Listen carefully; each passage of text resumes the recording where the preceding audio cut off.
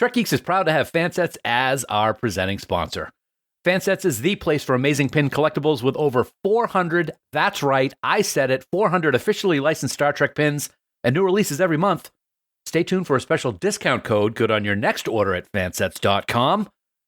Fansets, our pins have character. Go. Go. I got to get into the zone to do this. You can't just scream at me, go. Well, maybe I was screaming at the listeners to go to fansets.com. See, you don't know. It could be either way. See? You looked right at me. I was yelling at you. I did. Yeah, you were. Yeah. Hi, this is John Billingsley, Dr. Phil Phlox from Star Trek Enterprise. Now, I'm reading something that was written for me, and I think they could have done better. So this is not me, this is them. My prescription for you is a healthy dose of the Trek Geeks podcast starring Dan Davidson and Bill He Could Have Done Better Smith. It truly is the best medicine. Oh, come on, boys. And here's how they close it. Doctor's orders. Shame, tisk, tisk. For the record, that was Dan Davidson that wrote that. That was me. Wow. Well, that's even better because now it's forever blamed on Bill. That's forever blamed on Bill. Thank you, Mr. Bakula. There you go. Ooh, wow. All right.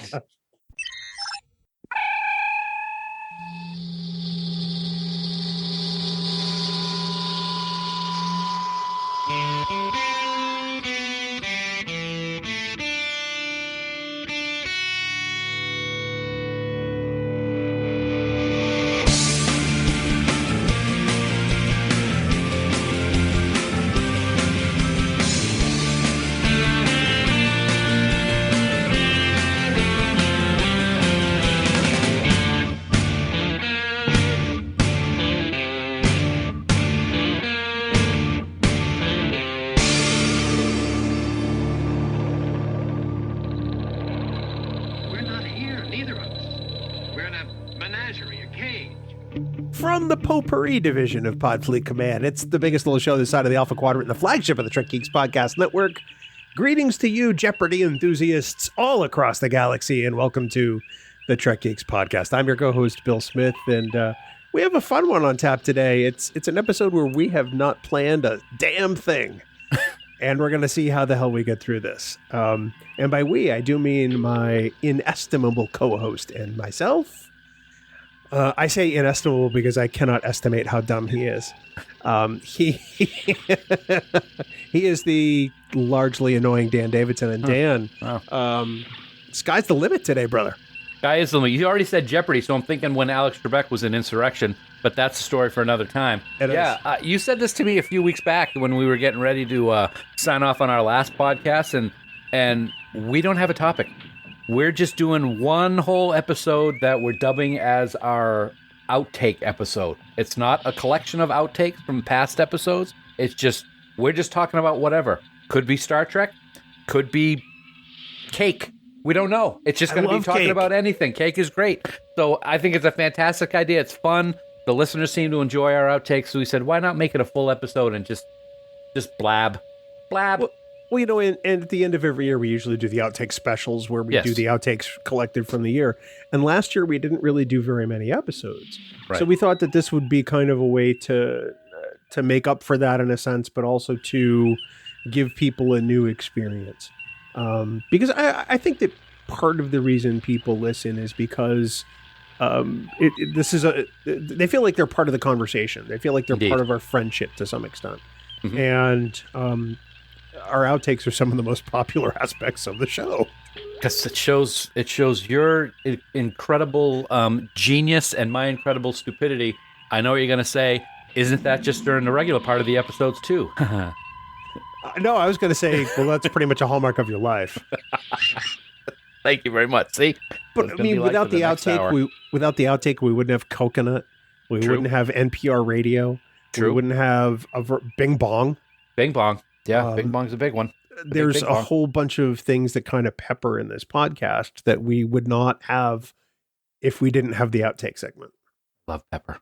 So for those of you discovering Trek Geeks for the first time, this really is a Star Trek podcast. guarantee it. We've got 311 other episodes that are about Star Trek. Pretty much. But after the end theme music, every episode, there is an outtake, and it used to be like 2 to 3 minutes, and now it's more like 15 to 20 minutes of pre-show banter between Dan and I before we actually sit down to record Trek Geeks, and it's not scripted in any way. Nope. Anything that comes up in the outtake is a complete surprise to the other person. It is. And it's some of the best fun we've ever had recording this show. And saw an eagle. That's what this entire episode is going to be. So it's kind of like a Marvel movie. If you're starting, it really is. It really is. If you're starting here, you might want to back up an episode to 311 and have some Star Trek content before you enter this. Exactly. Now, I'm sure we're going to talk some Star Trek during our episode today, but if you're starting with this, please excuse our mental illness.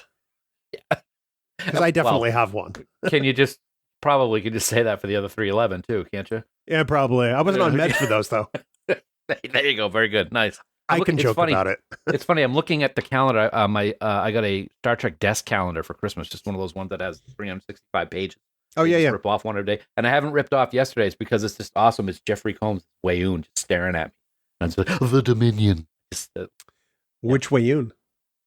Oh, does it say which episode? It doesn't. It just says Jeffrey Combs as Wayoon in Star Trek Deep Space Nine. There he is. You can't see him. I think that's the first one. Song. It's still awesome. He does have. Looks like it is outside. He does have a yellow shirt in the background. Yeah, I say based on the uniform. Command. Yeah. Yep. Yeah. Nice catch. See, there's the Star Trek for us. That's it. That's all we're getting. So, there actually is like Star Trek things to talk about. Obviously you saw Section 31 is wrapped filming. Yes. People wondered about the teaser image that was leaked, which looked pretty good. I'm sorry, Michelle Yeoh. I adore Michelle. I love her. Love her so much. She looks fantastic in that picture.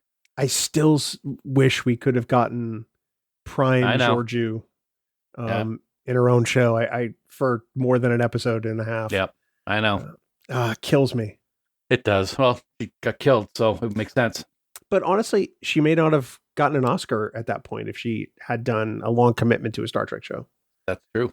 We now have an Oscar winner as the major person in a Star Trek film. Pretty cool. I believe we've had an Oscar winner as a villain. We have. Plummer. I'm pretty sure Plummer won an Oscar, but I mean, I wasn't talking about. We're talking about Insurrection. We're talking about Insurrection. Yeah. Yeah. F. Murray Abraham. But he's not top billing. He wasn't top billing in that. I'm just saying we've had Oscar winners in Trek. Yep. Yes, he won for Amadeus, didn't he? He did. Yeah. Yeah. Wow. I've never seen the movie, but I was able to pull that one on my keister. It's a good movie. I mean, it's almost 40 years old now. Yeah. Because I believe it came out in 85, and I think he won Best Actor in 85. Yeah. Or 84, awesome. One of the two. I can't remember which. Yeah. And I did, and it's not a spoiler because it's out there, so I'm going to say it. One of the things that I read, which I found very interesting, is we don't know really what time this movie is going to take place in, but apparently Rachel Garrett is going to be a character, the captain of the Enterprise C. So that was very interesting to read. Don't know if it's true. Well, I think it is true because they wrote about it. It is true, but don't know how that's going to play in. It's going to be very interesting. This will be now the second time that she has been referenced in a Star Trek series other than in yesterday's Enterprise. That's too bad. Interesting. Okay. Well, no, people are saying that this is like, it takes place in the Lost Years. And I kind of forgot all about that novel. I don't know how I could have, because it's a fantastic novel. It is. I'll think all three of them are great. Yeah. That's what I mean. The series of novels. Yep. But people are right. This is really kind of the first expansion into the Lost Years, even though it's Section 31. Mm-hmm. So we'll see. I'll tell you what, though, whatever that person is and whatever that gear he's got on his head, that was pretty cool in that picture. Go check it out, folks. I wonder if we'll see Pike in the wheelchair. Oh, I didn't think you were going to say that. That was cool. Oh, that's a great idea. Yeah. Because it's during the Lost Years. Yeah. Kirk is already in command of the Enterprise. Very interesting. Or at least we presume it's during the Lost Years. Right. The ones after TOS Season 3 and before Next Gen. Yep.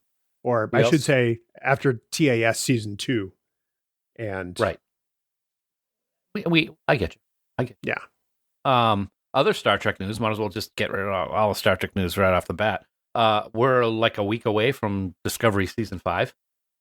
We are. But yeah, which is and hard the final believe. season. It is hard to believe. I haven't been able to watch any of we get the screeners. I know that you've watched some. I haven't been able to watch any because when I was talking about it with Sue, she never watched the rest of Season 4. She stopped at some point, so she hasn't seen the rest of Season 4, and I kind of want her to see the rest of Season 4 before we start Season 5. But everybody knows my take on Season 4 was kind of like yawn, so she's not like overly excited to start it either. So hopefully we'll get it going pretty soon. I think so. I mean, I've rewatched Season 4 since, and I kind of still have the same opinion of it. Yeah.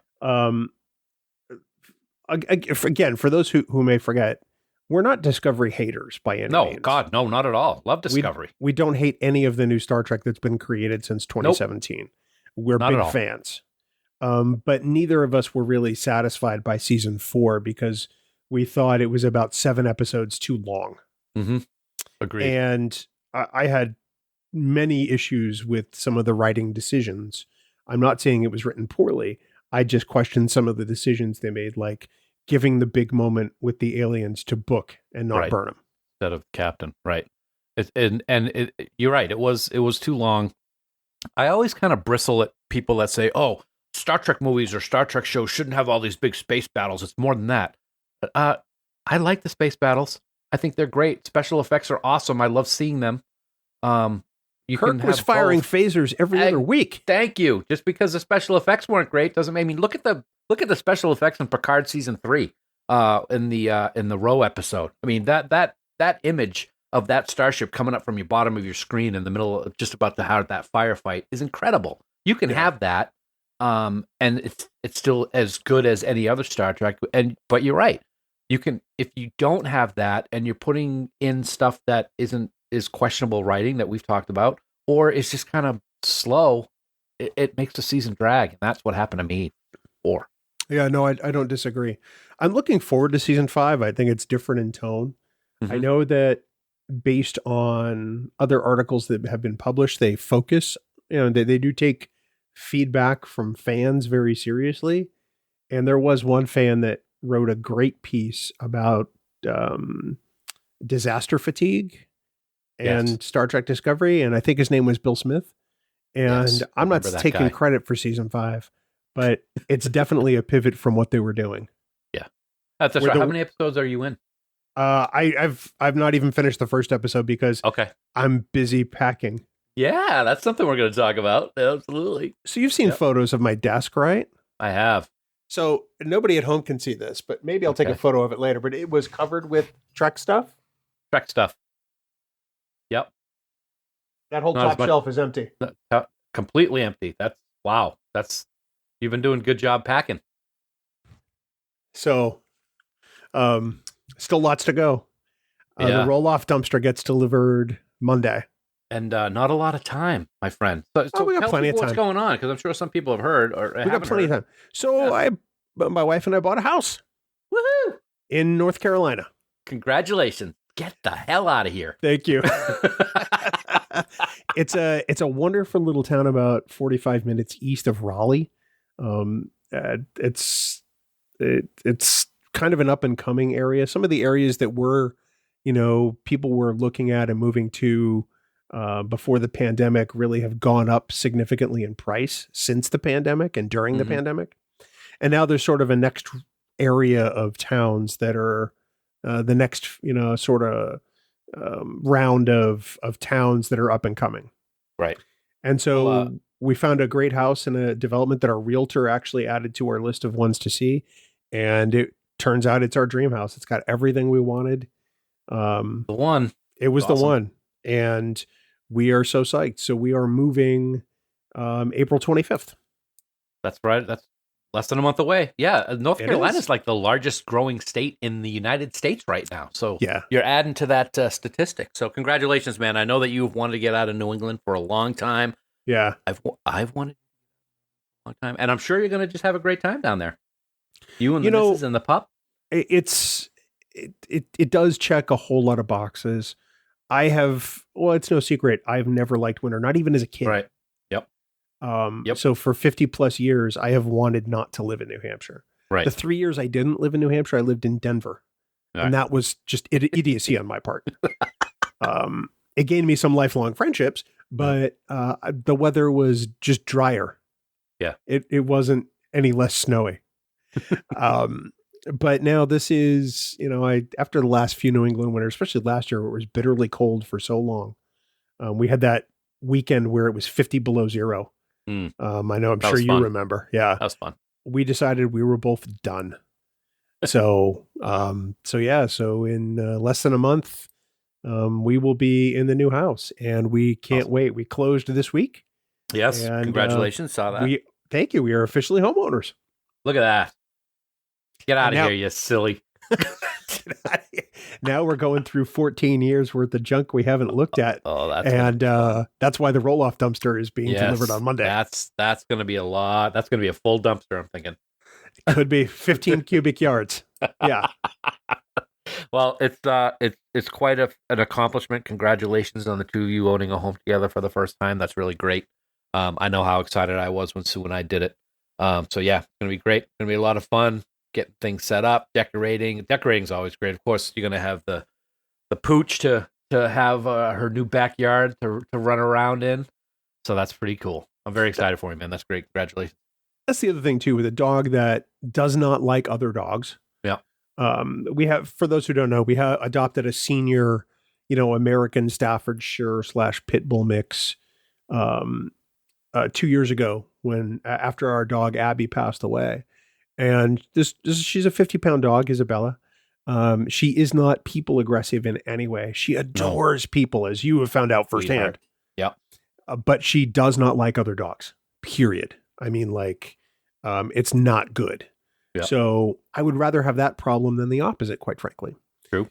But we want her to have her own yard because we live in a townhouse condo development and people don't care how dogs they're close get to other dogs, or sometimes even if they're on leash. Right. And that's not good for Isabella. Nope. Not at all. So we want her to have her own space. We want us to have our own space with no people against our walls. And so it's happening finally. There you go. That's awesome. Speaking of dogs, this week was very special for us as well. Of course, people that have listened to the show know that our sweet Callie passed away 2 Decembers ago, and Aria's getting up there in age. Aria's almost 11, and we've been going back and forth for a year of whether or not we were going to get another dog. We didn't know if we wanted her to just, have all of the attention and love that, or if we wanted to have a friend for her, because whenever we go down to Donna and Chris's, she and Lily are just inseparable. Yeah. Best friends. So we've looked at a couple dogs, and we've always said if we're going to get another dog, we want to make sure that it's perfect for Aria. It's not for us. I mean, Of course, we want to like it also, but we want to make sure that Aria is comfortable. So we've had a couple of visits with other rescues and met a couple dogs, and Aria just was not into it. They were too young. They were too puppyish, too much energy. And of course, Aria's we call it the old maid from time to time because she likes to chill out, which is her right after a wonderful first 10 years. But a couple weeks ago, my dear friend Jen, and who was a good friend of Sue's now, who I went to, I was best friends with Jen growing up, and during high school years, she runs a puppy sitting place up in up past Manchester. Feathers, Fins, and Fur. Pretty cool name. Anyway, we've always brought our dogs there, and she posted something to us on Facebook a couple of weeks ago about a lab that was looking for a rescue, and had been in foster for several months. And we said, you know what? Let's go check it out. Jen was actually watching the dog. So we went and checked it out with Aria. They hit it off immediately. She is the most beautiful little thing. Her name is Miley. She's a lab mix. She's about 1.5. And the sad thing is she was actually born at the rescue facility. Oh, wow. A year and 2 years ago. Oh, my goodness. Yeah, the mother was brought in and had a litter of 9, and she is one of 2 that had yet to be adopted in this 2 years. So she's been in a foster home for 6 months with an incredible person. Laura took care of her for 6 months, and we had our gotcha day this past week. She's ours that's now. amazing. She's at our house. She's a sweetheart. She's very nervous. She's very shy. Yeah. But she's extremely loving, and Aria and her just get along great. So we're very excited, and we're going to give her the life that she deserves instead of being in different homes or shelters for her life. She's going to be here, and we're going to love her to death. Well, and here's the thing too that a lot of people don't realize, and I know this since my wife started volunteering for a rescue, the same one we got Isabella from, and that's that black dogs are usually among the last to be adopted, for whatever reason. I'm not sure why it is, but you guys have given a sweet little black dog a home, and Kelly and I couldn't be happier for you guys or for Miley. So she's coming to a good home, and she's going to have nothing but love, for as long as she's with you guys. And I know that for a fact. It's funny. You've been in my house, so you know that we have the open concept from the kitchen to the dining room into the living room. Yep. And her safe place, because she's still getting used to everything, is the dining room. So she walks around the dining room table all day, and she'll start to. She goes into the kitchen a little bit. She'll go into the living room a little bit. We've had her upstairs, and she's been in here in the podcast studio office a couple of times. We've actually coaxed her up, but her safe place right now is the dining room. She's actually slept there both nights we've had her. She sleeps on the dining room rug. Eventually, I'm sure she'll come into the bedroom and sleep on the bed with us. We don't have any restrictions for our dogs. They're members of the family, so they can be on the furniture. And she's so cute. The only thing I can describe it, and I just posted something on Facebook today so people can take a look and see her picture. Her ears look like bat wings. When she has them fully extended, she's like bat dog. What you need to do is capture some video of that and then post it as like an Instagram reel with the music from, Batman that goes, dun, dun, dun, dun. I like that idea. I can do that. Thank you. So we're very happy. We're very excited. And Lily, my sister's dog, will be meeting her tomorrow. And I'm sure that'll be good. Because she's very laid back as well. So we're very excited to have a new member of the family. We've only not had a dog once in our entire relationship, and that was when she had 2 dogs when we first started seeing each other. Max passed away fairly soon after we started dating, and then Madeline passed away, and then there was like a month where we didn't have any dog, and then finally my dad, who we got Fury for when he was going through his cancer treatment, said, "You know what? Take Fury up to Maine, be with the kids, have a good life with kids and family." So that month was absolute hell. We could not stand it. We will never not have a dog again. Because it's just, we're dog people, and so we're glad to have 2 again. We actually had 3 at one point. Then we had 2, then 1. Now we're back up to 2. So I don't think we're going to go to 3 again, because that's a lot. But I could never foster either, man. I'll give them, Laura and all the other fosters in the world, hats off to you guys, because I could never do it. If I was a foster, I'd probably own 600 dogs, because I'd never want to give them up. You hear about foster fails all the time, and that's where the fosterer adopts the dog. Yes. And I totally understand. I think it takes a special breed of person to foster a dog, because they give them all this love and acclimate them to an environment that is counter to what they've known. And then they willingly say goodbye to them. Right. I'm like you. I couldn't do it. I couldn't do it. And Laura actually told us that, like I said, she's been with Miley for 6 months. Yeah. And she actually said, she felt good about everything with our talks and our and visits. But if we decided that we are not going to take her, she was going to adopt her. She was okay. Lost. So she would have been taken care of no matter what. But now greedily she's ours, and I'm very happy. Well, that is awesome. Certainly a reason to celebrate. Yeah. We probably should celebrate some friends of ours and do a little business with America, and then we'll come back and talk about nothing. How's that sound? I like that idea. Nothing is good. I don't. Your face is nothing. Dan, of course, we want to take a moment to thank our dear, dear friends at Fansets for being the presenting sponsor of Trek Geeks. Pins, baby. That's what they do. That's what they've done. And that's what they will be doing because, simply put, they're the best at it. And they always have new Star Trek pins for you to add to your collection. Like this week, it's no exception because there's 2 new mini deltas that are available. The Vulcan IDIC pin and the animated series delta, which I absolutely love. Plus, from the universe of Trek, it's everyone's favorite Andorian. It's Shran and all his glittered glory. And brand new from the Master Ships collection, and the latest of the great line, it's the USS Enterprise NCC 1701G.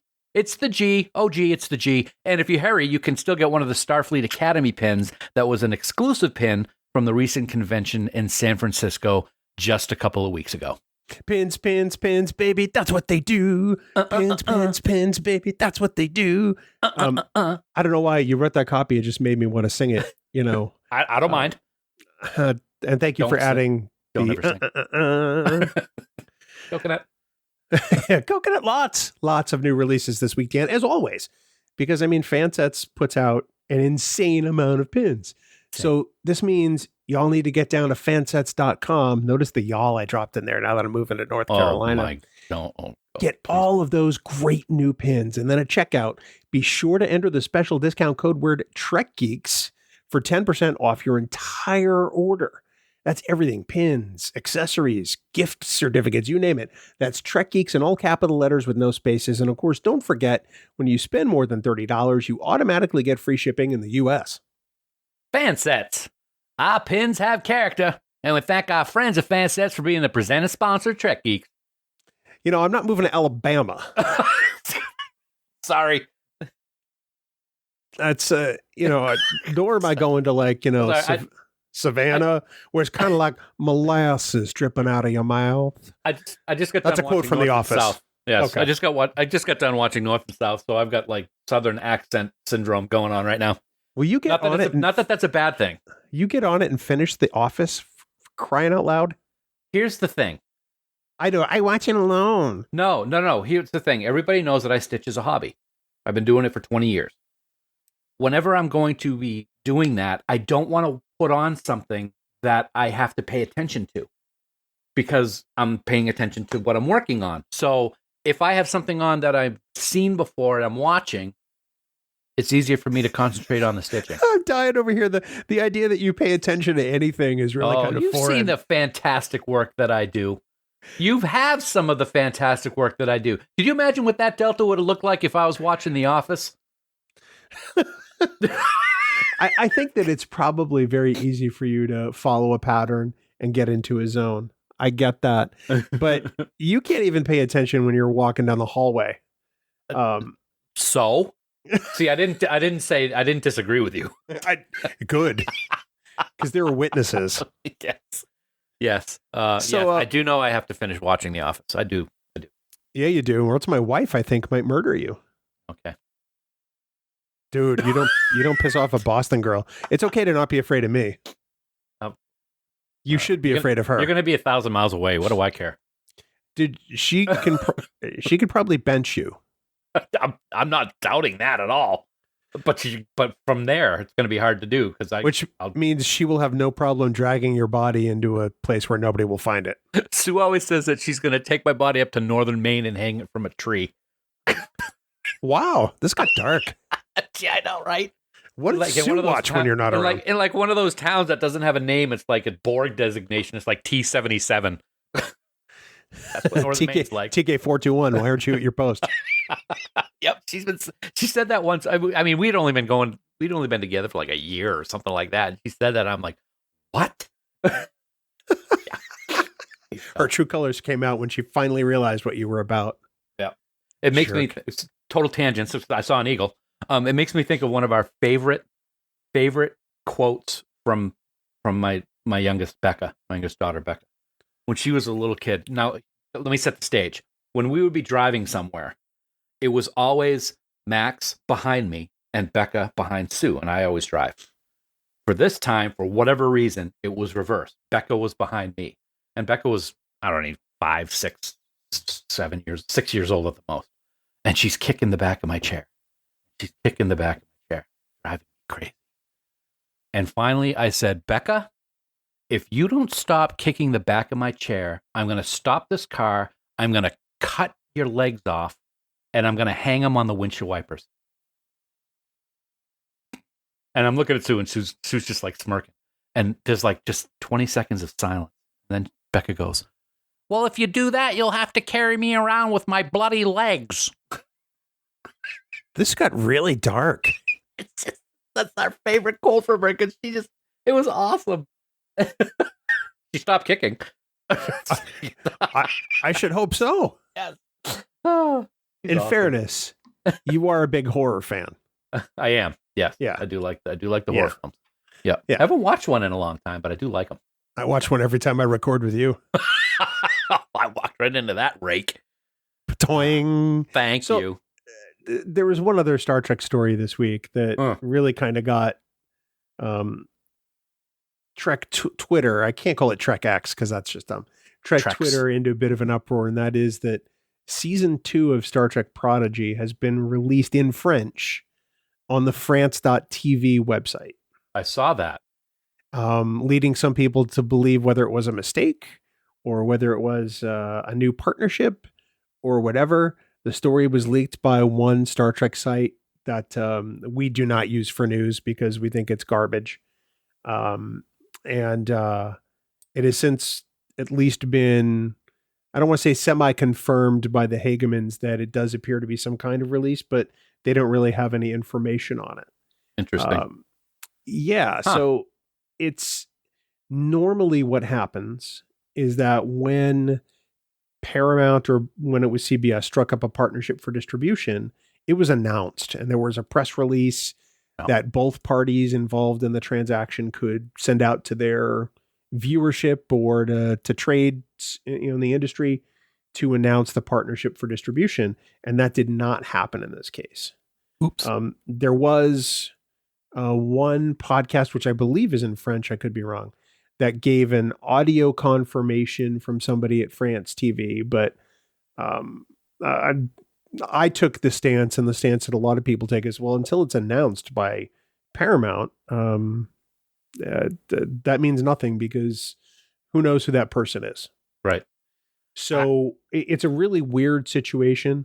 For once, the U.S. is not getting a Star Trek first, and that's fine. Mm-hmm. But it would have been nice if Paramount had had enough intelligence to actually announce the damn thing. Well, I hate to, speak ill will, but they were stupid enough to cancel it. So Are you surprised? I mean, come on. I mean, Prodigy is phenomenal. It is Star Trek in its truest form. And some effing bean counter decided that it wasn't worth it because it's a streaming service and they needed to clean up their bottom line. So they axed one of the most popular series that's been out there. It's just ludicrous. That's been always a sore spot with me. I'm so glad that Netflix picked it up and that the incredible writing, animators, special effects, voiceover actors like our dear friend Bonnie will be able to have their work from season 2 seen by everybody when it gets released on Netflix at some point. But I can only hope they order a season 3. Yeah. But here's the other thing too, is that it doesn't appear that France is promoting it. Yeah, it hasn't been. I mean, if I hadn't seen just that, I don't go on to X anymore because it's just a pile of crap. But I did see something about it and I'm like, oh, that's really weird. And I didn't dig any deeper into it. Yeah. But I haven't seen any major headlines about it anywhere either. I will say the same website that I criticized is the one that broke the story. As far as I know, they did have spoilers in the article with regard to episode names. At least this is what I was told. I didn't confirm it myself. At one point, I believe the Hagemans were reaching out to other Twitter accounts asking them to take the story down until there was more information. And this other website essentially didn't respond to the Hagemans at all and just kept the story up. They say they didn't ghost them, but they ghosted them. Yeah. That's too bad. We're looking forward to speaking to them at some point also. Yeah. We've talked to them. I've had several email exchanges with both of the Hageman brothers, and we're going to have them on at some point. But we are going to be holding off until we do have that official Netflix release of season 2. We're going to have them on to talk all about all about Prodigy and all about their fandom, which of course is huge. So that'll be something to look forward to. I'm guessing it's probably not going to be until late this year, if not 2025, but that'll be great. And I can't wait for season 2. I mean, season 1 was fantastic. I love season 1. It's infinitely rewatchable, just like the rest of Trek, and that's what tells me that it's amazing, quite honestly. Yep. It was great because every time we've run into Dan and Kevin Hageman at a convention, they have always stopped by. They've always said hi. Yep. We've gotten to the point where we get to give them grief and they give it back. So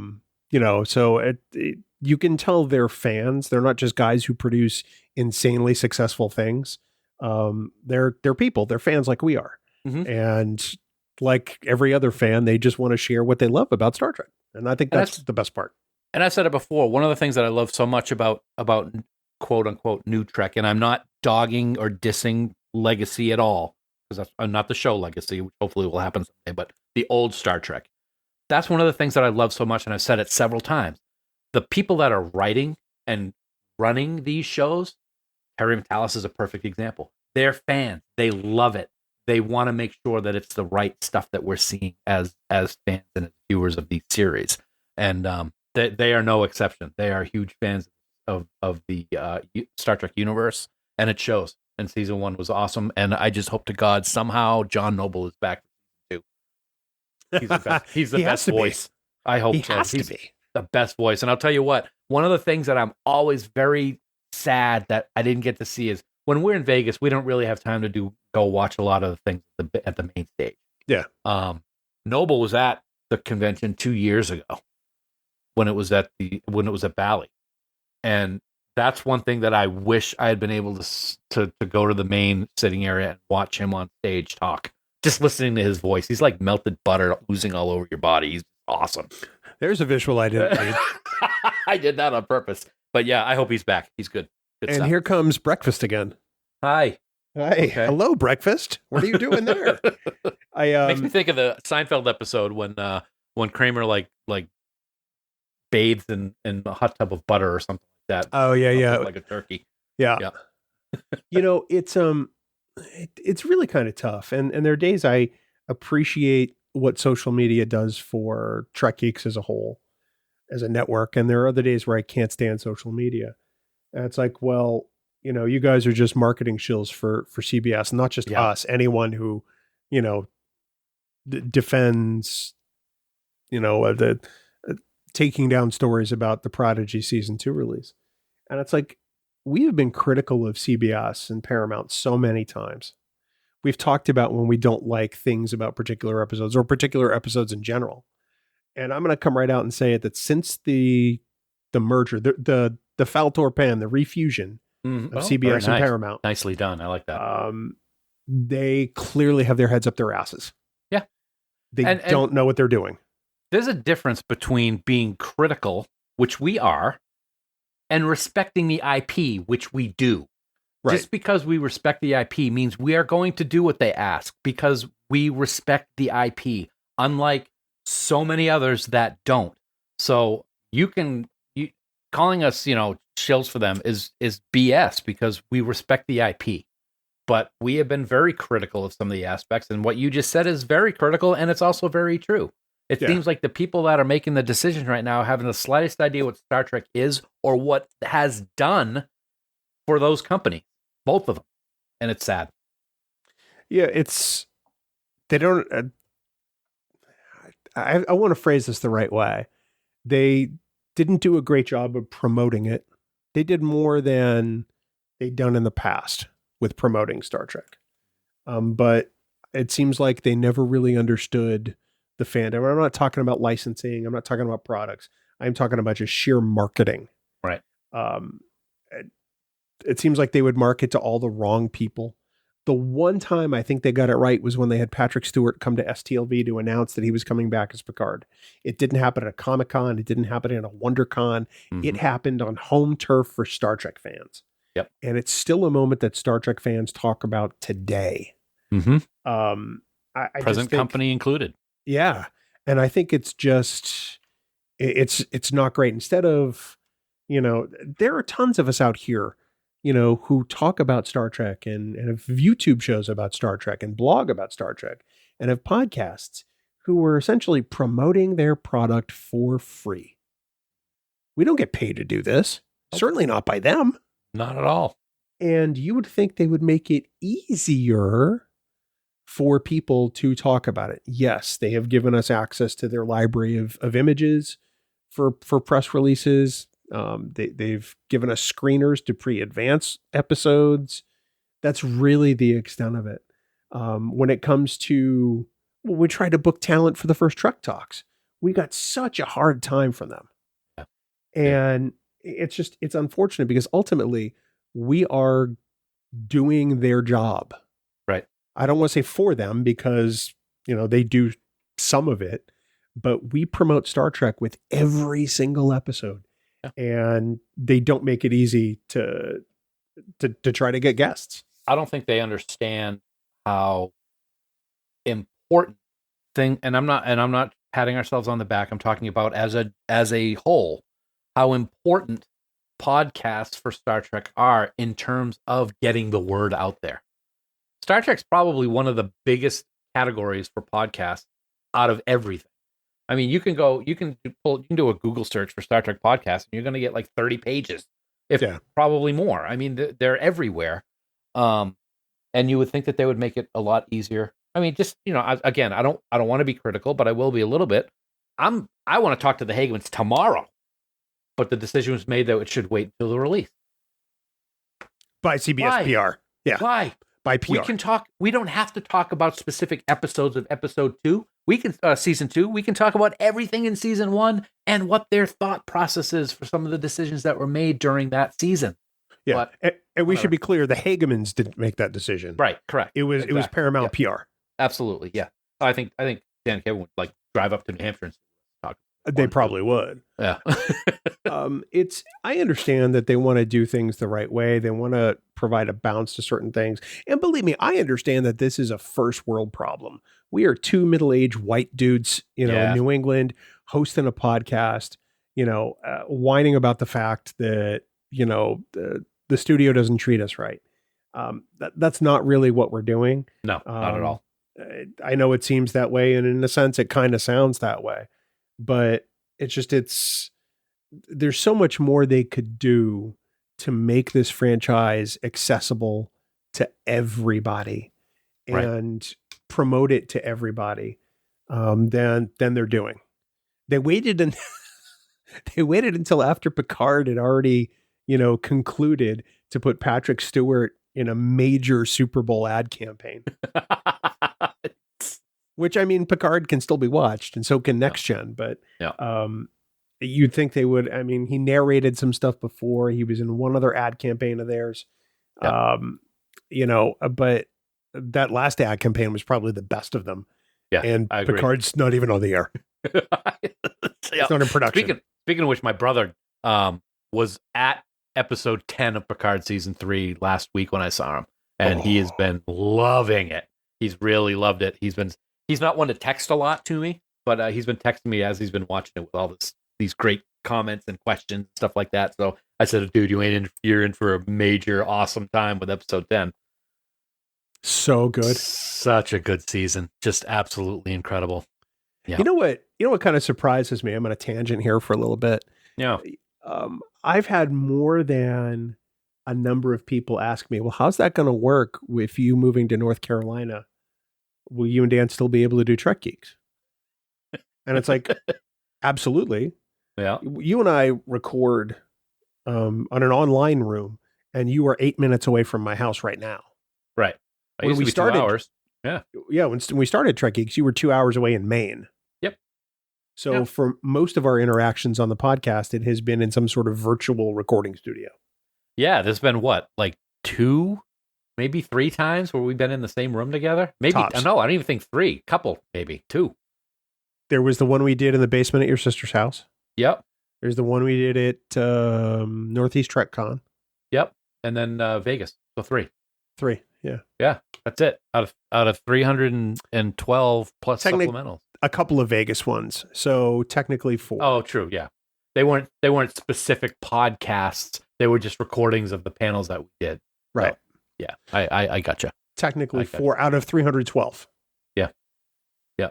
So I guess this sets up the southern headquarters for Trek Geeks. There you go. Okay. I like that. In North Carolina. Is it considered the South, North Carolina? Yeah, it is. Okay. All right. Well, I have to look up where the Mason-Dixon line is, quite frankly. While you're doing that, speaking of conventions, we got Long Island coming up pretty soon, buddy. Yeah, it's going to be one of our first conventions on the East Coast in a long, long time. You talked about the Northeast one that we did a few years back, but man, I'm excited for this one. It's going to be great. Yeah, North Carolina absolutely is south of the Mason-Dixon line. It is south? Okay. All right. Give you that. Yeah. So we're going to be together for a convention in New York, and we're going to be having a great time. I'm looking forward to that. It's going to be great. And I get to drive there. You still have to fly. It's going to be weird to fly separately to Vegas. It is. It's going to be very weird. Yep. It'll be so quiet. But I'll have a shorter flight than you will. Very much shorter, but I still think I'm getting in before you. I have a direct flight. You're a jerk. That's all right. Suck it. It's gonna. Yeah, and I will say this right now. I'm going to announce this and surprise you here as we're recording. I will not be going to any of the East Coast conventions that Creation is putting on this year. Unfortunately, I know they're doing one in Jersey and one in New Orleans. Is that what the other one is? I forget where it is. I don't remember, but unfortunately, I will not be able to partake in those because of other things that I got going on this year with the missus. Well, the Creation one is in November, I think, in Jersey. November, yep. There's another one in September. I forget where that is. I can't go to that one anyway, but it's at the same place where I went to the first Office convention. Oh, okay. Which was kind of cool. Yeah, so it's a small venue. I imagine that the stage and the dealer's room will be all in the same area. What's going on with Creation? All of a sudden having Star Trek conventions again. I know. Yeah, that one's November 8 to 10. They've done other shows there, and they have one in May for something else. It just says Creation, September. New Jersey. September 1. Washington, D.C. Yeah, but that's not it. That's not it. Different. Yeah. Don't know. There's one in Nashville in September. Nashville, that's the one. Okay, I said New Orleans, but yeah, Nashville. Yep. Yeah, interesting. That's like an 8-hour drive for me, so I'm not going to that one. Yeah. So for all you people on the East Coast, unfortunately, we won't be there. We'll be there in spirit, but not this year. No, not this year, and that's okay. Yep. We got Vegas. We'll be in Vegas. I don't think we'll be expanding to a bunch of conventions. Yeah. It's hard. Yeah, it is hard because life, work, family, wanting to stay married, that kind of thing. That's a biggie. Yeah. Kind of an important one right there. It's at least in the top 3. If the conventions are closer to us, like say if there's one in Boston. Nashua? Boston's easier to do. Boston is very easy. Yeah, that would be doable. Or if there's one in Raleigh. Yeah, true.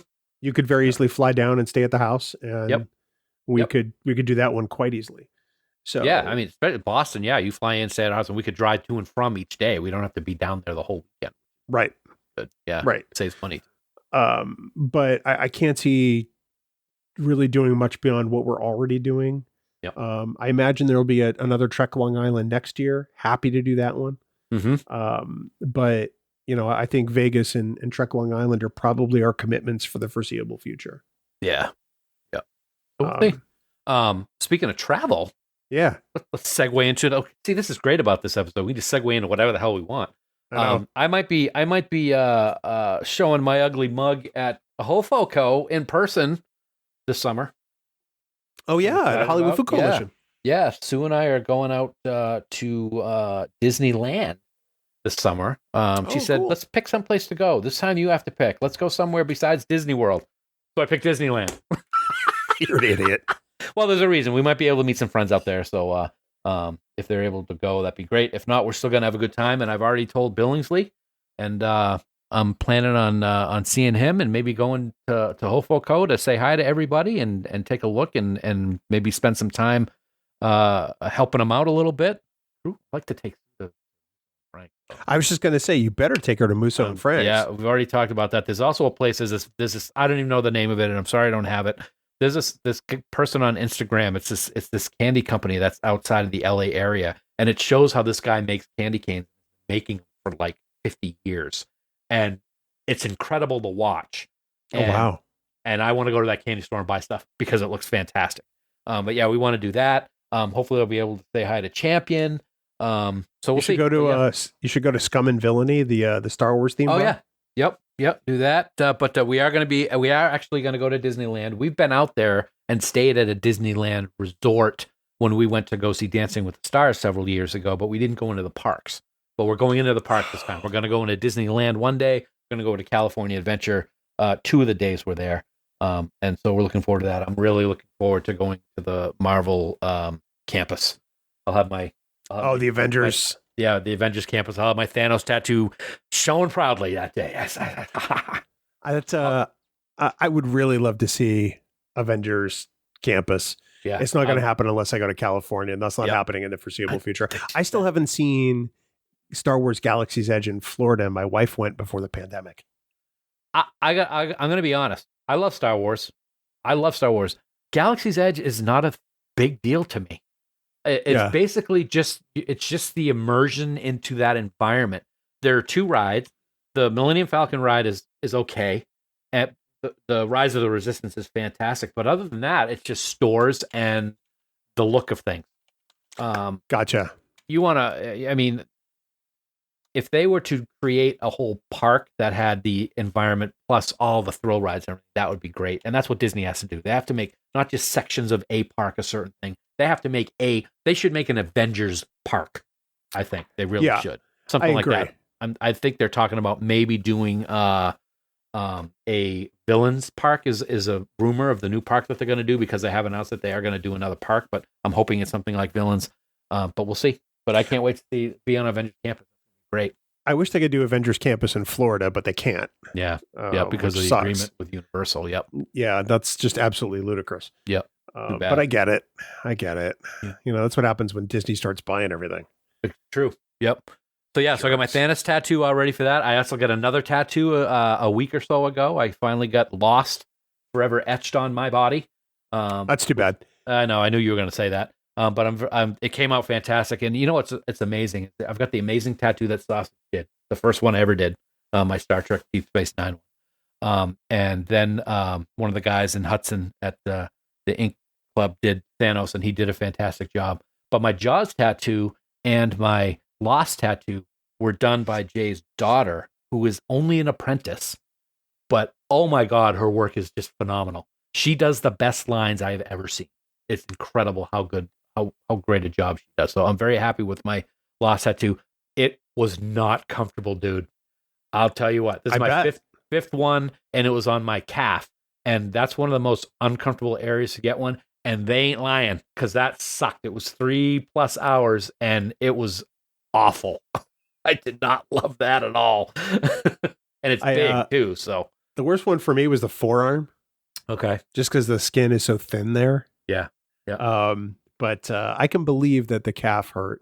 I would have thought that wouldn't, because it's it's meaty. It's meaty. So I'm like, okay, maybe that shouldn't hurt as much, but nope. It was not great. By that last half hour of 3+ hours, I'm like, oh my God, hurry up. Just get it done. Please. I'm willing to bet it hurt as much as your face. No, I think that hurts a lot more. That's 2. That is 2. That's good. Congratulations. Thank you. You're funny, you're funny, and you can add. So Kelly and I were driving back. We dropped our car off to get service today. Yeah. And I don't know how we got on the subject, but we got on the subject of Easter seals, because Easter is this weekend. True. Here in the United States. I don't know if it's that way, because I'm not religious. Mm-hmm. And we're talking about, it's like, well, we have no idea what Easter seals does. And so she looked it up. And while she was looking it up, I said, as a kid, I thought that it was a day that they dressed seals up for Easter instead of like the Easter bunny. And she just started laughing so hard. She goes, oh my God, that's so wholesome. But as a kid, that's what I thought. It's like, oh, Easter seals is where, like sometimes you got reindeer for Christmas. Yeah. You get whatever. You get Turkeys for Thanksgiving. Thank you. Turkeys for Thanksgiving. Yeah, seals for Easter. I thought that, it's where we, I love that idea. dress seals up for Easter. But I was young and I didn't understand. Now I know. No. But yeah, I felt kind of dumb. I actually love that idea. Now I just want to go dress up seals. I love seals. I've always loved seals. So I would love to dress them up in some little bunny ears, little suits, little baskets, like on their flipper. I could go walk around. At SeaWorld, they should do that. So anyway. For those who don't know, Easter Seals provides life-changing disability and community services, leading the way for inclusion and, as they say, what they call it, full equity. They say together we're empowering people with disabilities, families, and communities to be full and equal participants in society. So certainly a decent mission. I've never really known much beyond today, but apparently it has nothing to do with seals being dressed up for Easter. I think we should start a letter writing campaign to them and say that their mascot should be a seal dressed up in an Easter. So like in an Easter bonnet or yeah, like a suit with lots of pastel colors, or what would that look I like that idea. I think that's a great idea. The pastel colored suit with a little thatch basket with fake grass coming out of it. Should there be eggs on it? Eggs in it. Yep. The seal Which would is probably weird. eat the eggs. It's weird. So maybe some fish, sweet tart chicks. That's oddly specific. That's because I really want some, but I'm not eating sweets these days. I've had the opposite. Good. I've had the opposite problem. They say buying a house is stressful. Yeah. I have not felt an ounce of stress in this entire project.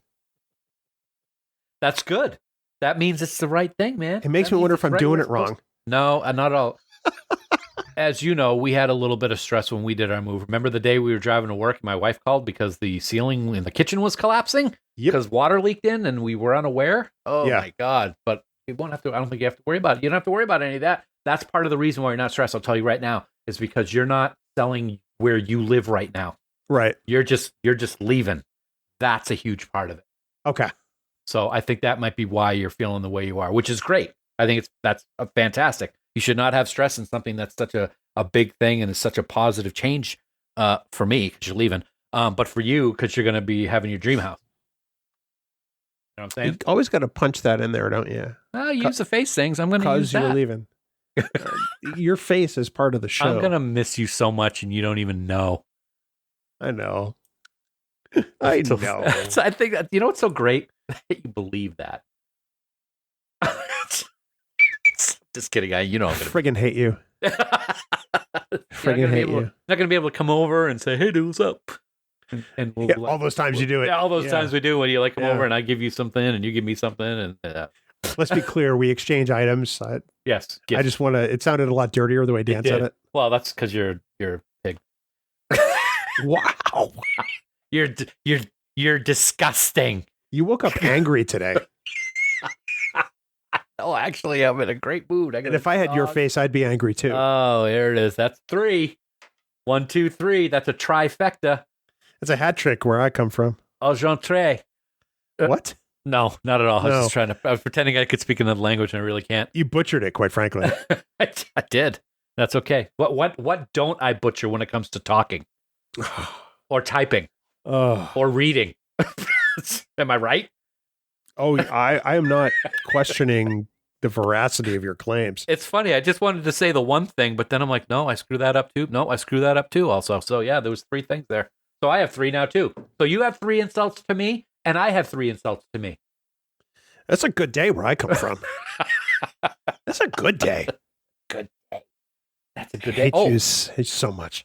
I got something else I'm very excited for that's Star Trek related. What's up? I got the email yesterday, and I have since pressed that button. My Exo 6 Constable Odo will be coming very soon. Oh. I pulled the trigger on it, and I can't wait to get it. And now, even though they're so expensive, but now I'm kicking myself for not getting the other Deep Space Nine ones that are already sold out. I should have the whole crew, but so I've not bought one of the Exo-6 collectibles. They're so nice. Not because I don't like them. It's just because they've been at a price point that they're insanely. Like I'm working toward buying a house. Yeah. And it's not something I go, oh, honey, look what I bought for $250. Yeah, exactly. Yeah. So once they're gone, they're gone. As far as I know, I'm going to their website right now, and just to give you an idea, sold out ones, and they say sold out. They don't say they're coming back, but Quark is sold out. Shran, Archer, Chakotay, 7 of 9, Data, Locutus. Let's see what else we got. Cisco, Kolinar Spock, Tuvok, Janeway, Mirror Spock, the Doctor from Voyager, and Admiral Kirk from TMP are all sold out, and they have never brought any of them back. Wow. Yeah. I mean, and that's some a little of these mind blowing. The detail on these things are just absolutely amazing. So I can't get Quark and Cisco, which I would love to have both if I was going to do the whole crew, because they have Kira is available right now. It is not sold out. Yep. She is not sold out. Bashir is coming. You can put a pre-order on that right now too. So, but I'm figuring, Odo's my man. He's always been my favorite character. He'd be the person I would most want to hang out with in the Star Trek universe. I couldn't say no to getting Constable Odo. So Neelix is pre-order. Ro is pre-order. Yep. Strange New World, Spock and Pike are pre-order. And I'll tell you what, recently Todd Stashwick posted on his Instagram that Exo-6 came over to his table at a convention recently and gave him a prototype of Shaw. And it is incredible. That might be one. I might pull the trigger on that one because I love that character so much and it looks so good. So people check out Todd's Instagram for the video of it. It's really amazing. They do great work. I might, in theory, pull the trigger if they ever do it for regular TOS Spock, because for TOS they've only done 2 mirror figures. I have both of them. I have Sulu and Spock. Those are the 2 that I've got. That's it. You think they would have done some of the regular ones first? Yeah. Yep. But I might pull the trigger for Nimoy Spock. Yeah. Once he's regular Spock once he's available, just because it's Spock. It's Spock, and Leonard to me has always been the heart and soul of Star Trek. Yeah, it's interesting that they came out with Kolinar Spock from TMP before they came out with TOS Spock. In Chicago, we saw a display of the ones that they were working on, and I told you if they ever do release Wheelchair Pike from TOS, I'll grab that one because that one's really good. So we'll see. I see that Disco Bones is on the radar.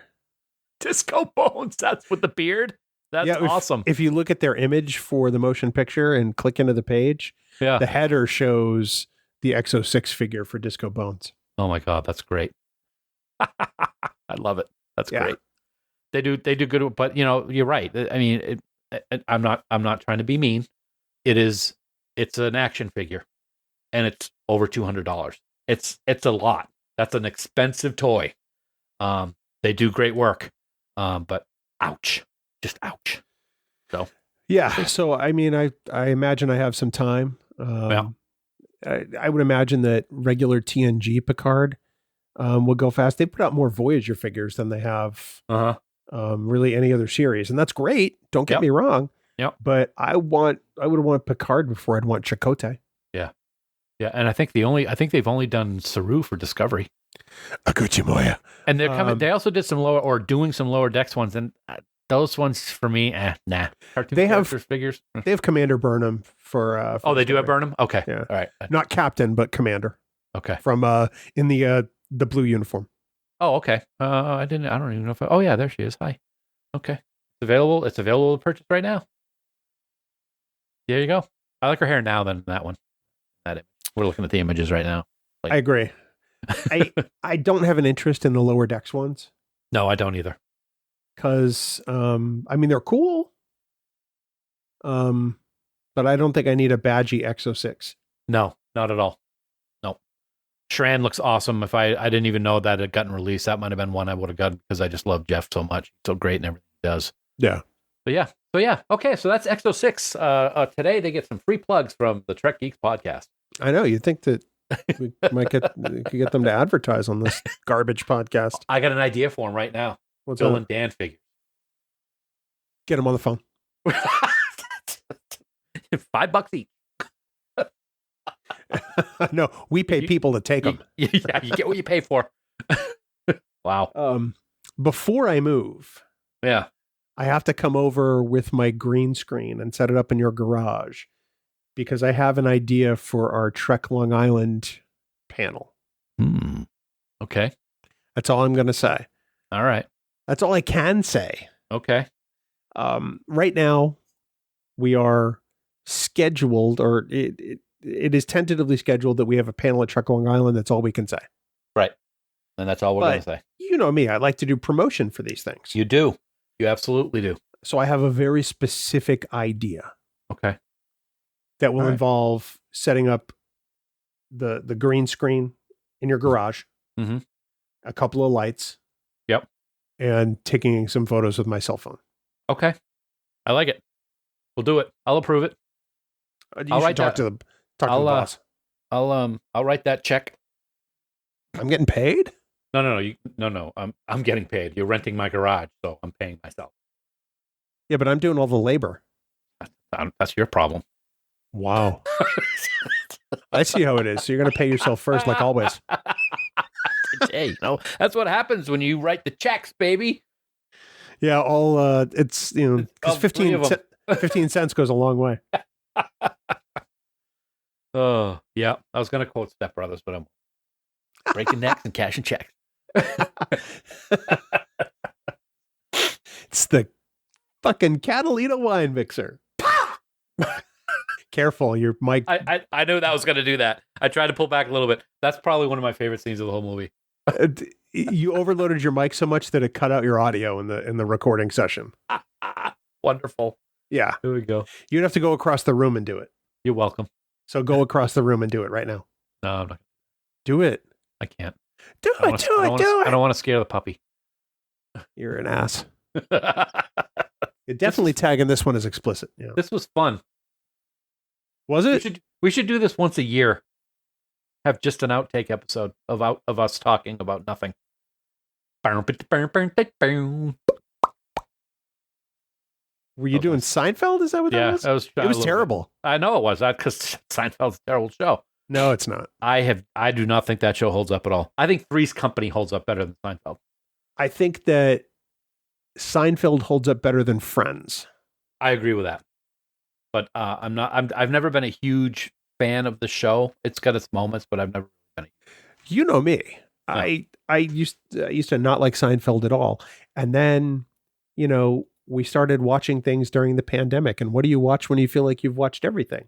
Right. You watch things that maybe you wouldn't normally watch. So I watched It's Always Sunny in Philadelphia, which I love. I watched Seinfeld, which I really kind of like. Yeah. And I watched Curb Your Enthusiasm, which I think is one of the funniest shows ever done. By the creator of Seinfeld. We're watching Brooklyn Nine-Nine right now. That is we watched that during the pandemic, it is too. Hysterical. I love it. Also, last night we started watching Only Murders in the Building. That's good. And it's one episode in and love it. So, yeah.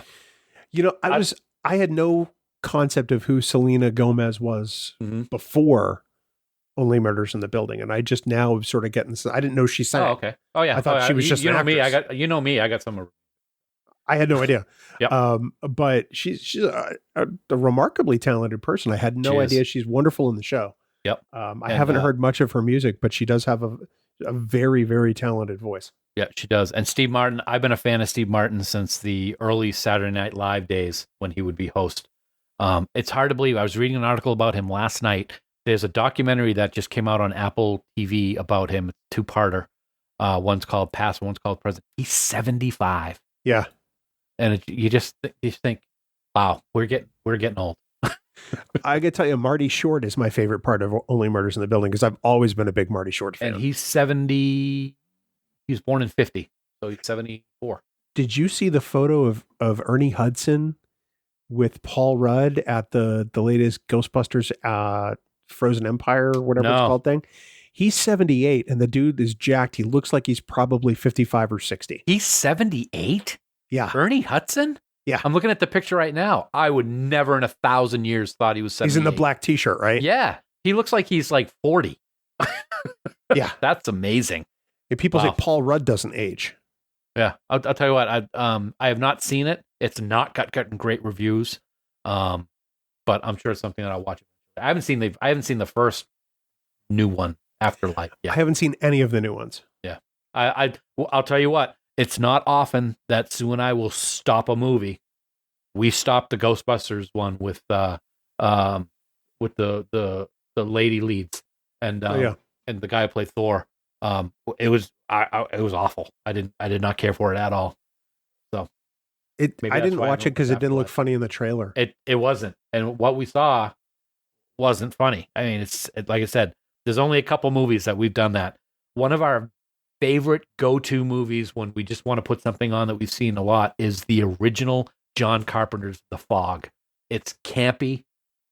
It's got funny parts. It's something that we've just loved for years and years. And they made a remake of it. I'm not sure even when the remake came out. Let me check right now. I'm looking at it right now. Actually, no, I can't look at it because I actually removed it off my Plex server. The first one came out in 1980. And of course, Adrian Barbeau's in the original. So why would you not love it?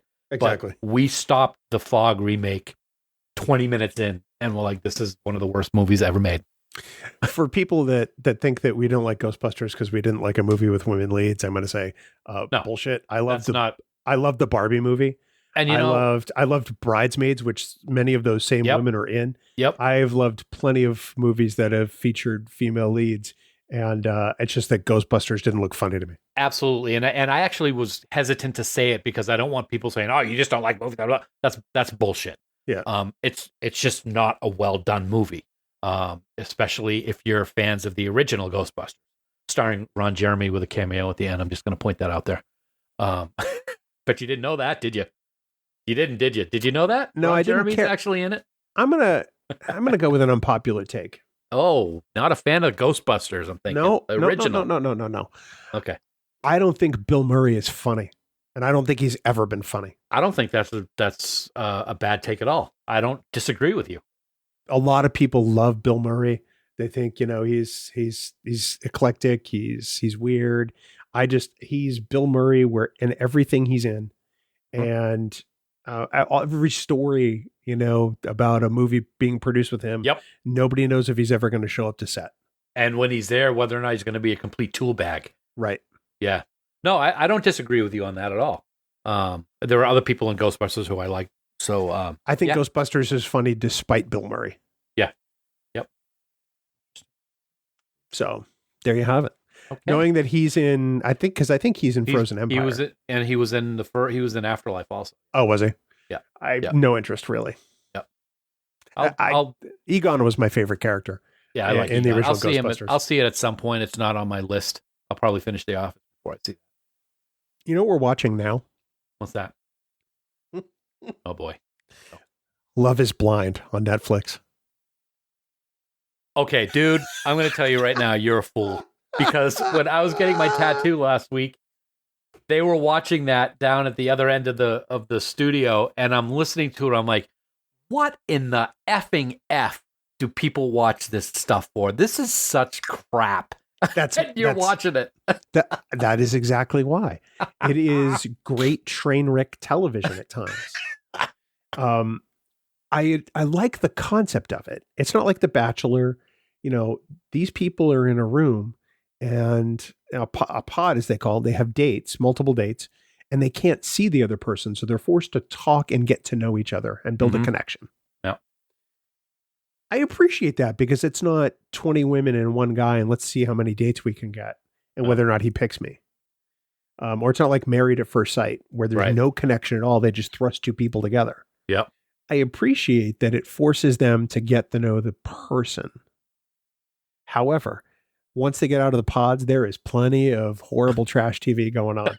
Plenty of couple fights. And there was the episode that was on when I was there, or the several because I was there for so long. We're in the first season, and we are not disappointed.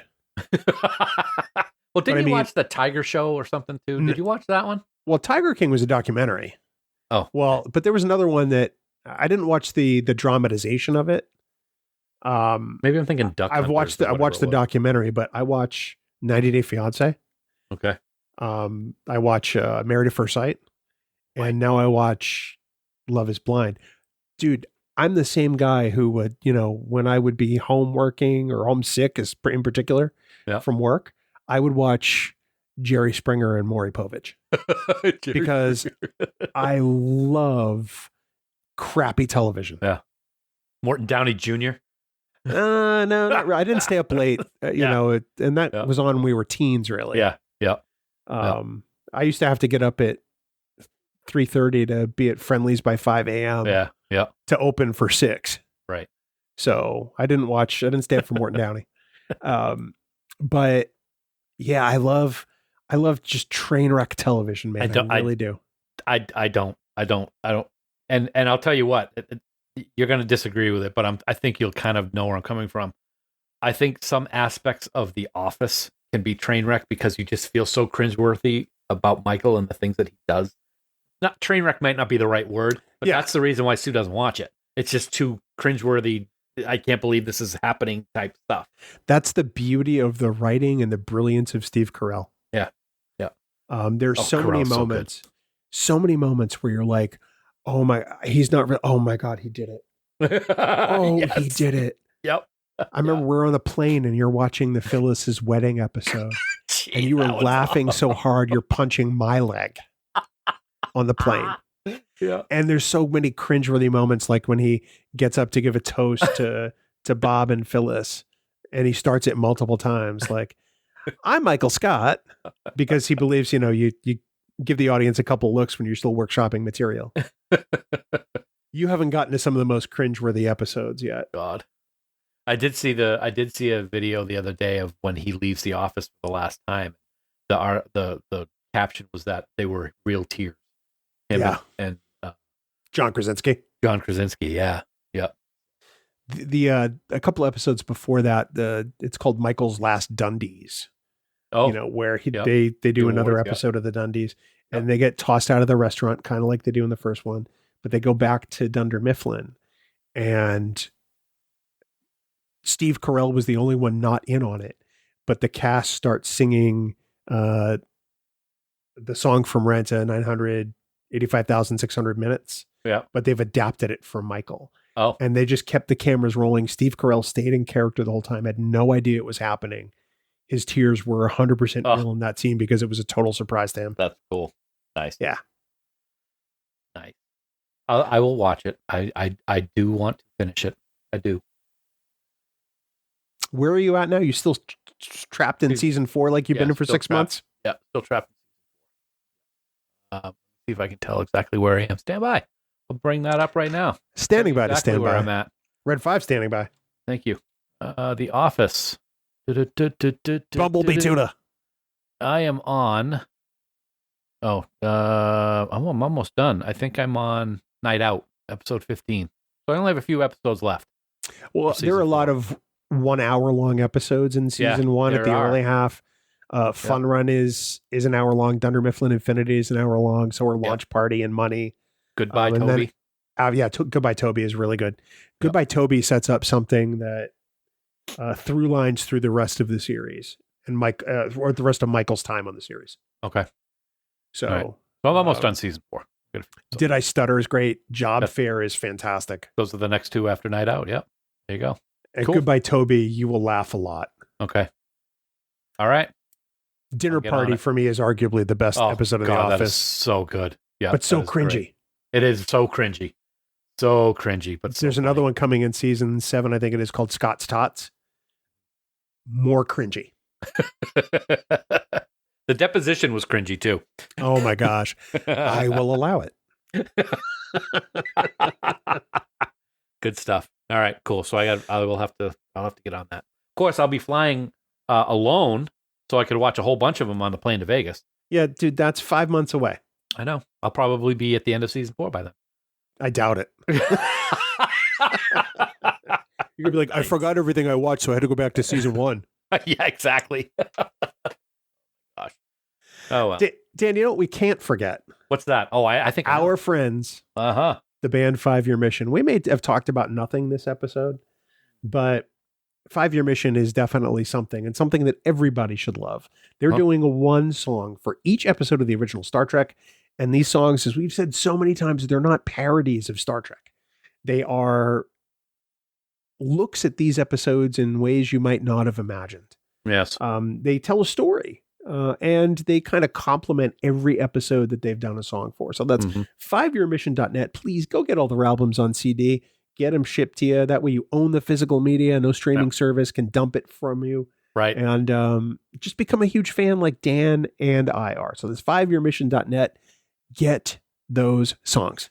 Get them all. You'll love them. Every single one. They're great. They're fantastic. You know, I got to say, man, I was so excited to watch the episode this week that I was going to watch. One of the best. Really is. It gets a bad rap about being a bad episode, but I really don't think it is. But then I got to say, I was just disappointed. I turned it on and there was just nothing there. Blank space. No music, no drums, nothing. Just dark emptiness and some cobwebs. It was Fark's brain. It was like eye drops, Fark, not vaginal cream. What? Just check Fark's Facebook post. And you really got to give that some context, because nobody listening to the podcast that isn't friends with Fark is going to have any idea what you're talking about. It was one of those ones. I don't go on Facebook a whole lot, but I did go on to post about the pup today. So I'm scrolling through and Fark's job is he is like I don't know what his title is, but I'm going to read what he said. Just had a lady get mad at me for asking what she ordered for a charge dispute per policy. Quote, "It was eye drops. If I had said it was vaginal cream, would you write that down?" End quote. Yes, ma'am, I would. I mean, it just struck me as funny, so that's why I decided to throw that in there. It's funny. Is it? It is. Which Fark part's is funny? Well, that's indisputable. Your telling of it, I think, probably loses something in the translation. When doesn't it, though? Lost in translation. That's another one. Yeah, it's Bill Murray. I didn't like it. Oh, that's true. That's right. Okay, never mind. And he is playing something a little different than Bill Murray, but I thought, yeah, not great. Wow, we've gone way off track. Dark emptiness and some cobwebs. I think that also describes Dan's brain. Yes, but we're not talking about that right now. We're talking about 5-Year Mission, Fark. So you're saying Fark's brain has nothing in it? Cobwebs. That's something. More than me. Dark emptiness. I would posit that Fark is smarter than you are. Not going to disagree with that in any way, shape, or form. So your brain is just dark emptiness without cobwebs? 5yearmission.net. Go get those CDs. Of course, don't forget you too can subscribe to us on Patreon, where you get perks and you get to be part of a pretty awesome group of people, Dan. Yeah, they are awesome. We love all of them. Right now, I'm going to take a special moment, as I do every episode, to thank our associate producers of Trek Geeks. And they are, it's a long list, so I got to take a deep breath.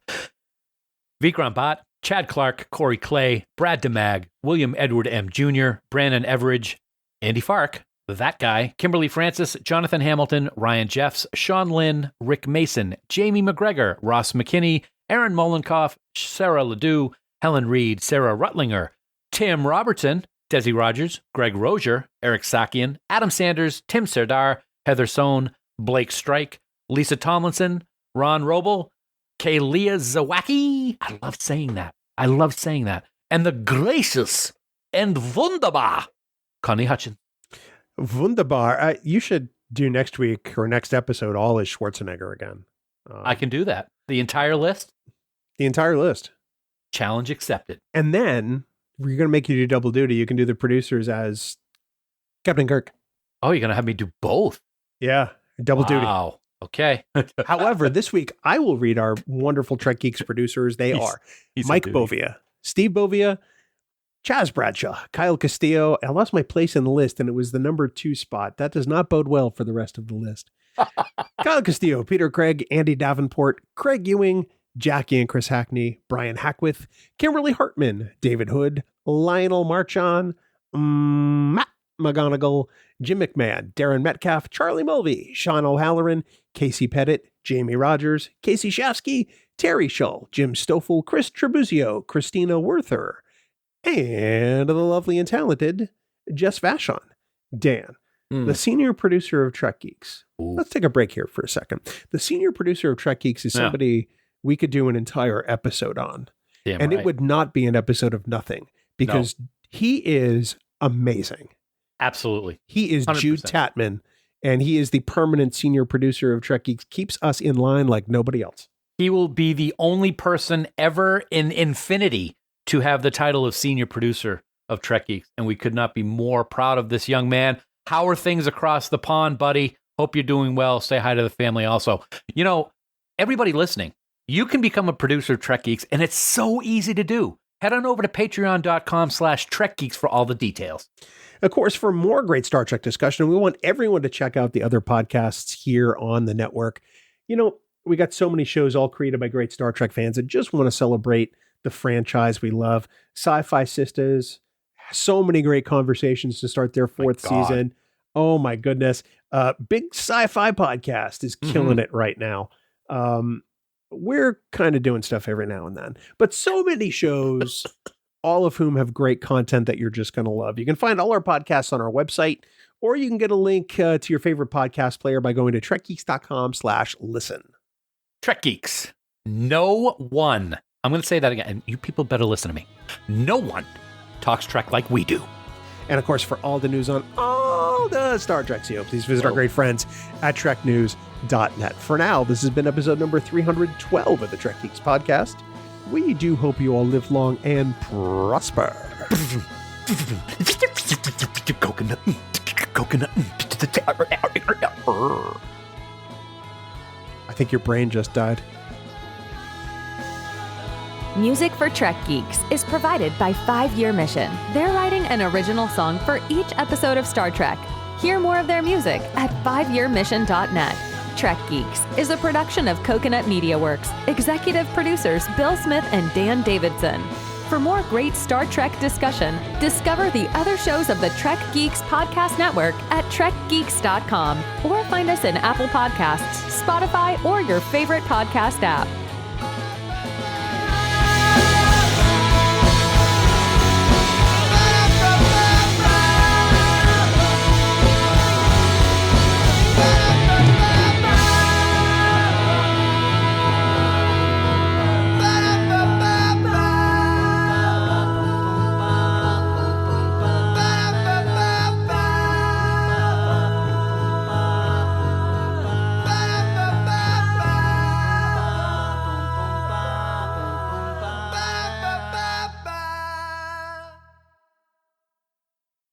Bing bong.